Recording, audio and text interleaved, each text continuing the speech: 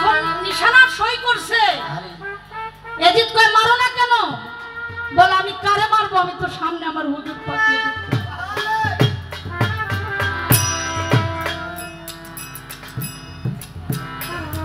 বলে এত কথা বইলো না, তোমাকে মারার হুকুম দিয়েছি, মারো। আবার তাক করেছে, আবারও দেখে আমার হুজুর পাক তার সামনে। আরে আরে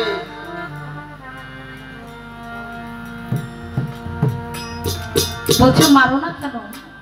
বলে আমি কাকে মারবো, আমি তো আমার সামনে আমার দয়াল নবী দাঁড়িয়ে আছে, আমি কাকে মারবো? বলে এবার নিশানা সই করবে।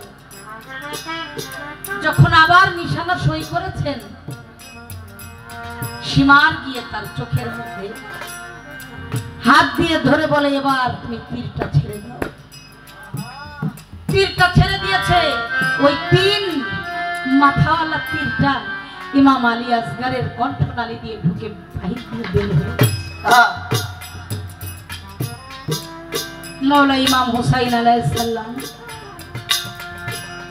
ইমাম আলী আসগর আলাইহিস সালাম পবিত্র রক্ত মোবারক তার হাতের মধ্যে নিয়ে বলেছেন ইন্না লিল্লাহি ওয়া ইন্না ইলাইহি রাজিউন। কারবালার প্রান্তরে যারা শহীদ হয়েছেন, কারো বেলায় ইমাম হুসাইন আলাইহিস সালাম ইন্না লিল্লাহি ওয়া ইন্না ইলাইহি রাজিউন পড়ে নাই, একমাত্র সেই শিশু মাসুম ইমাম আলী আসগরের বেলায় মাত্র পড়েছে। শুধু তাই নয়, তার রক্ত মোবারক নিচে পড়তে দেয় নাই, এটা উপরে নিক্ষেপ। তারা শুধু ক্ষমতা চেয়েছে, তারা ইমাম হুসাইনকে চায় না। তারা ক্ষমতা চেয়েছে, তারা মা ফাতেমাকে চায় নাই। তারা ক্ষমতা চেয়েছে, দয়াল নবীকে চায় নাই, মাওলা আলীকে চায় নাই। তারা ক্ষমতার ধর্ম করছে, তারা নবীর ধর্ম করে না। ধর্মটা ওই যে তারাই ডাকাতি করেছে। ধর্ম তো ডাকাতি সেদিনই হয়েছে যেদিন কারবালার প্রান্তরে মৌলা হুসাইন আলাইহিস সালামকে শহীদ করা। তাদের কথা আমি কি বলবো, বলার প্রমাণ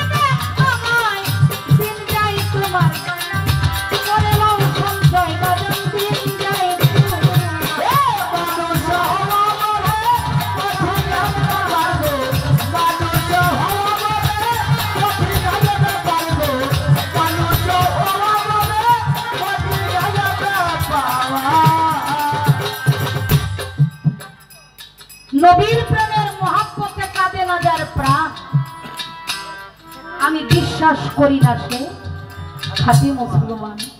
বলে আমার নবী সমস্ত মহামানবেরও মহামানব। এটার প্রমাণ দিয়েছে কারা? খ্রিস্টান, বৌদ্ধ, হিন্দু। তারা প্রমাণ দিয়েছে আমার নবী করিম সাল্লাল্লাহু তিনি হলেন মহামানব। তাহলে খ্রিস্টানের অন্তর যদি নবীর জন্য কাঁদে, সে কি মুসলমান? অবশ্যই মুসলমান, অবশ্যই মুসলমান। আমার নবীর জন্য যার প্রাণ কাঁদবে, সেটা যদি কোনো হিংস্র প্রাণীও হয়, সে আর হিংস্র থাকবে না। থাকবে যে সাপের ফণি থাকে সেই তো সবল দিতে পারে, তাই না বাজান? আর যে সাপের সবল থাকে না ও জীবনেও কাউকে কামড় দিতে পারে না, পারে না। তাহলে নবীর প্রেম ভিতরে যার আছে সেই খাঁটি মুসলমান।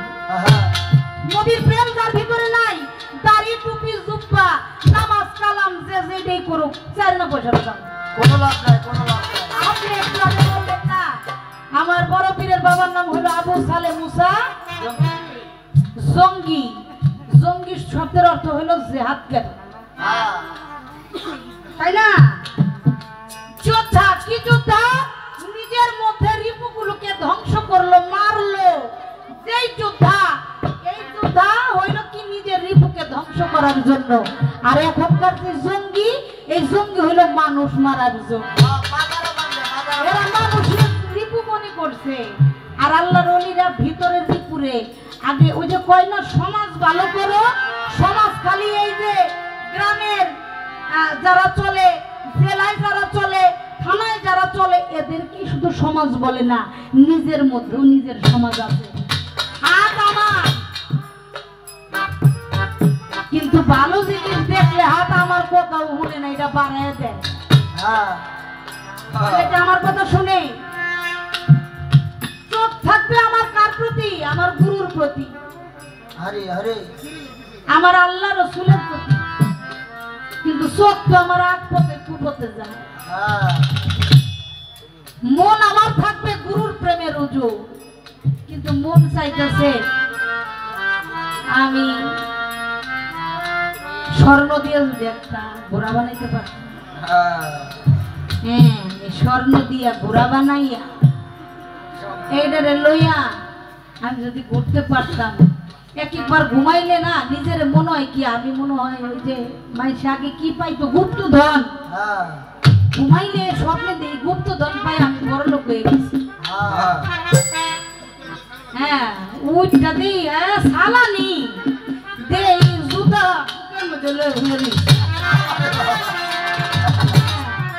যে গান শুনছেন না, পাগল মন মন রে মন কেন এত কথা বলে? মন রে আমার যত চাই যে বুঝাইতে, মন আমার চাই রঙের ঘোড়া দৌড়াইতে। তাহলে আমি তো আমার সমাজ নিয়ে ঠিক করতে পারি নাই।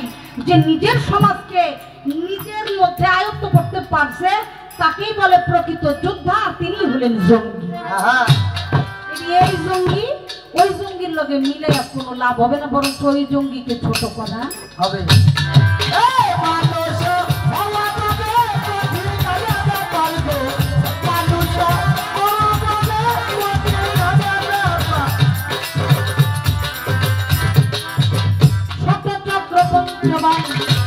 প্রেম শুনতে আইতে বাবা, প্রেম শুনতে গেলে হইয়া যাবে না।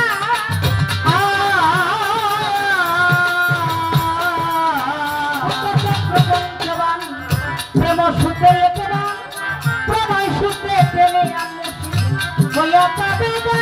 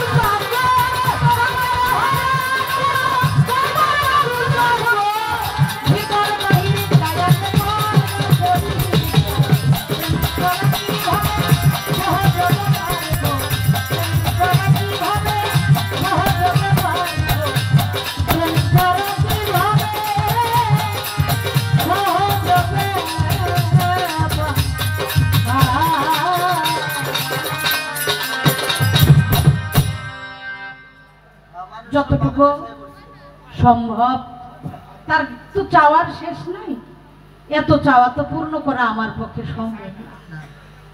তো যতটুকু চেষ্টা করেছি জবাব করার জন্য, সামনে আবার তো রেডি হয়ে বয়ে থাকুন না, আবার কি না কি কয়ে। যাই হোক, আমি তো আমার ভক্তের বলবো, আপনি আমার একটু বাসায় মাসায় নিয়ে শেষ করে আমারে দিন। একটি গান করেছে, ও তোর আপনারে চিনতে পারলে রে যাবে অচেনারে চেনা, যার আপন খবর আপনার হয় না।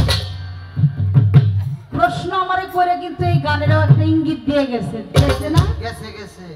তা আপনি তো নিজেই বুঝতে পারছেন, আপনারে চিনতে পারলেই সেই অচেনাকে চেনা যায়। আর অচেনাকে চিনা গেলেই ও যার আপন খবর আপনার হয়। অন্য আপনের দরকার নাই। আমি আমার মায়ের গর্ভ থেকে দুনিয়াতে আসছি, সে বিধায় আমার মা আপন, তা কিন্তু না। বাবা জন্ম দিয়েছে, তার শিরায় দুনিয়াতে আসছি, এই জন্য যে আমার বাবা আপন, তা কিন্তু না। মালিকে কারো মাধ্যমে আমাকে পাঠাবে, এটাই কাজ, কি তাই না? বাবা মাও আমাদের গুরু। হ্যাঁ। বাবা মা হলো পৃথিবীতে আসার জন্য মাধ্যম, তারা হলো প্রথম গুরু। কিন্তু বাবা মা যে এত আপন, আপনার জীবনে যত পাপ করেছেন, বাবা মারে যে কই আমার পাপের ভাগিদার হইবানি। হ্যাঁ। বলবো, ওই আমার সাথে যে ঢোল বাজায় উস্তাদজি, এই বাইয়ের দেশ হলো ব্রাহ্মণবাড়ি। ব্রাহ্মণবাড়িয়ার মানুষ কিন্তু খুব খারাপ, আরে বাবা রে, সব ডাকাত ডাকাত। বুঝছেন বাজান? সব ডাকাত। অনেক খারাপ। নেটে সার্চ দিলে পাইবেন, এরা মাইকে পাও, পায়ের রক কাটটা পাও হাতে লইয়া মিছিল করে। আর যেই বাড়িতে যাইবেন, এই বাড়িতে যায় দেখবেন খালি ঘরের মধ্যে এক একটা করে কবের গাছ। ভালো এরা। আরে বাবা রে বাবা। এক দেশে এক ডাকাইতে ছিল, নাম হলো সামুয়া ডাকাই। আচ্ছা আচ্ছা। এই সামুয়া ডাকাইতে মারছে যে, ওর মাংসগুলি টুকরা টুকরা করছে, এরকম টুকরা টুকরা করছে। যে সামুয়া ডাকাইতে একজনে কইছিল, এই তুই যেই ডাকাতি করে বউ পোলা পালুস, বাবা মানে খাওয়াস, ডাকাতি করে জীবনে যত পাপ করলি, এই পাপের ভাগিদার হইবনি তোর বাপ, তোর বউ পোলা পাইন কইস তো যাই। আরে কয় আচ্ছা, কে নিব না কে? আমি খাওয়াই না, এত রিস্ক নিয়ে খাওয়াই, অবশ্যই আমার পাপের ভাগিদার হবে হবে। যাইয়া মায়েরে কইছে, মা আমি তোকে ডাকাতি করে খাওয়াই না। অবশ্যই। হ বাবা খাওয়াস, যা চাস তাই দেই না। হ মা, আমি যেই কাজটা করি এটা পাপ না? কয় হ।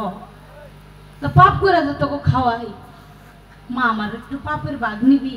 কয় এইটা আমরা নিতে পারবো না। কয় কে? কয় তোর ডাকাতি করতে কইছি? হ্যাঁ।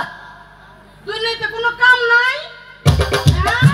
তুই সব কাম তুই ডাকাতি করে না খাওয়াস, এই কাম পাপ ঠাপ করে আবি, আর এই পাপের ভাগিদার আমরা হবো না।